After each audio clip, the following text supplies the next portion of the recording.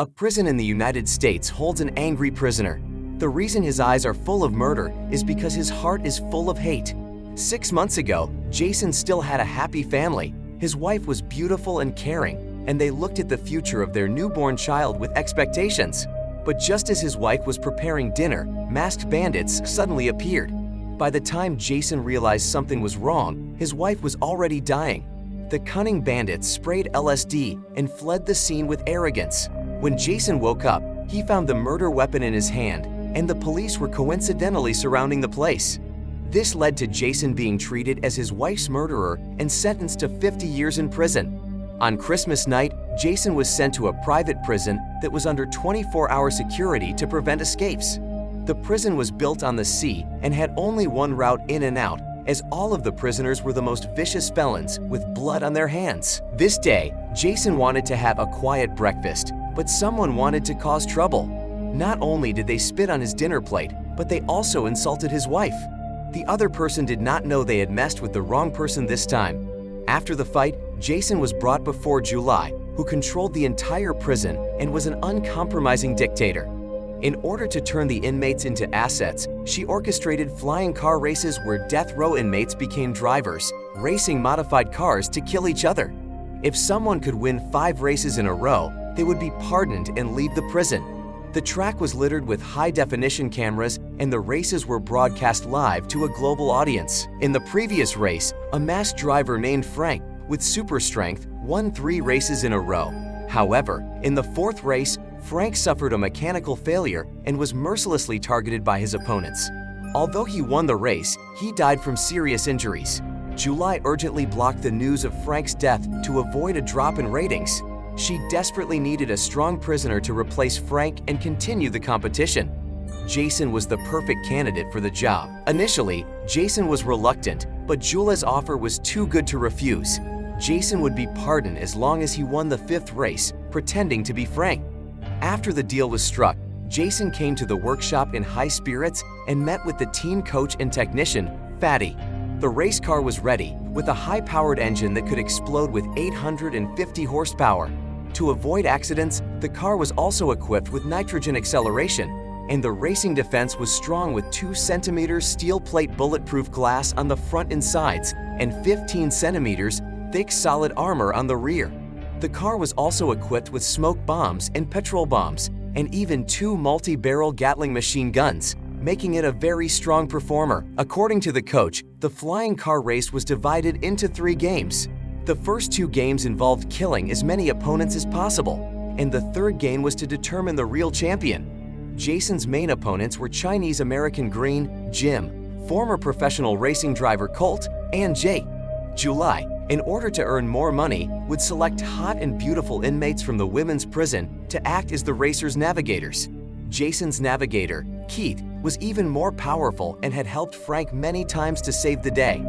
Facing Keith, Jason didn't want to hide his identity and took the initiative to remove his mask and start the race. As the lights began to flash, the participants looked excited. The global live broadcast was also launched, with over 45 million people paying to watch. Jason took the lead with the floor gas, and the rest of the team quickly sprinted off. The pack started to rage, and Jason soon lost his position. Coming in 4th, Keith calmly ordered a shortcut, and Jason hit the gas at the intersection to regain the lead. The race entered its 2nd lap, and July triggered the sensors, causing gunfire, smoke bombs, napalm, and traps. Jason, inexperienced in his first race, failed to activate the weapons and was caught by the enemy behind his car, who fired wildly with Gatling machine guns. However, the enemy's driving skills were poor, and Green was able to take advantage and catch up. Green was looking at Colt, who didn't want to be killed and took a dangerous route to escape the steel spikes and launch a counterattack. Green was unable to dodge a flat tire and lost control of the car, which began to roll. 14K saw the opportunity and sent a missile, blowing the car away and crashing to the ground. Green climbed out of the wreckage and started to spit out the fragrance towards the camera, but the next second he was blown to pieces. In the final lap, Jake was equipped with a giant Gatling and Colt was stalking Jason. Jason's armor was in tatters. He asked Keith to unload the petrol bomb and use the passenger's ejector seat to pop it high, causing the oil to cover the entire car.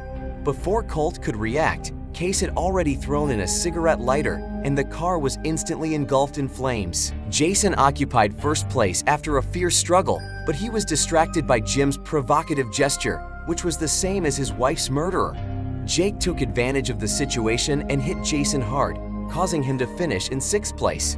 Jason was so horrified by the race that he refused to participate again, but July threatened him with a photo of his child, forcing him to compromise. That night, Jason went to the workshop in anger to confront Jim, but he was caught off guard and tied up. Jim was about to kill Jason with a wrench when Fatty arrived in time and started to fight back. Jim was forced to reveal the truth behind his wife's murder. The company's main business was to provide a wide range of products and services to the market. Unfortunately, a prison guard appeared and electrocuted Jason to save Jim. The second race was held as scheduled, and Jason drove into an abandoned workshop instead of rushing to the starting line. He threatened to eject Keith and uncovered a larger conspiracy involving July, who had ordered Keith to keep Jason from winning the race and keeping him in prison for greater gains. In return, July would sign a decree to release Case, but now Keith had no choice but to cooperate. Jason turned on the nitrous acceleration and returned to the track, but he no longer aimed for first place. Instead, he set his sights on Jim, his wife's killer, and fired on all cylinders. Jim and Jason started shooting at each other until Jim activated a smoke grenade. Jim was blocked from view by the smoke, and Jason was able to reverse his car and return. Meanwhile, July, in an effort to make the race more exciting, sent out a big killer called the Dreadnought. The Dreadnought was equipped with heavy firepower and started pouring ammunition on the riders. The flames caused 2 drivers to die, and the Dreadnought was also equipped with a replenishment device, making it impossible to escape once the tires were punctured. In the face of the thick cannon, the H0t could only die of hatred. The two of them are forced to overtake the car and drive through the skeleton to activate the trap, with the goal of killing Jason. They plan to plant a bomb on Jason's racing car.